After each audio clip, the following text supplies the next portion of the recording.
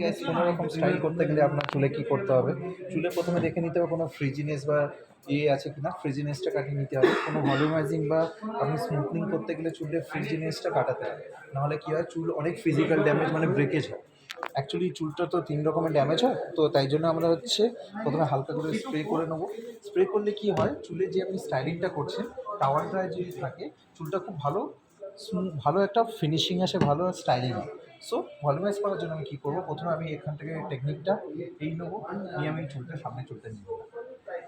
চুলটা আমি এভাবে নিয়ে নিলাম, চুলটা একটু কমিং করে নিলাম, জিনিসটা কম করে নিলাম।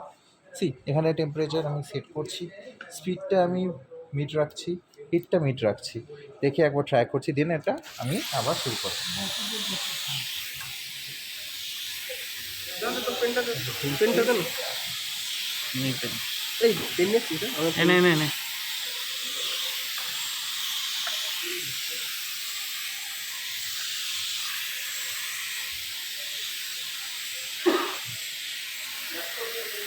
এটা রাখলাম, এটা একবার একটু হিট দেবো, দিয়ে একবার হিট দেবো, দিয়ে ডাউন করে জিনিসটা আমি খুলে নেওয়ার পরে হালকা হালকা আমি কোল্ড শট দিয়ে দিলাম।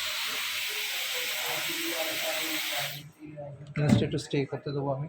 অনেকে এটা দেখবেন আমরা পার্লারে গেলে বা এরকম ভালো রাউন্ড ব্রাশ করে থাকি। সো এটা হালকা করে একটু র্যাপ করে খুলে দেওয়ার পরে জিনিসটা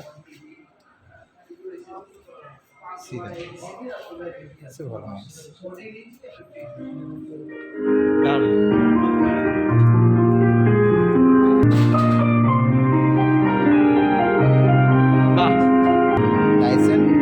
comes with all kind of attachment. It comes with 6 attachment. This roller is 2-in-1 roller.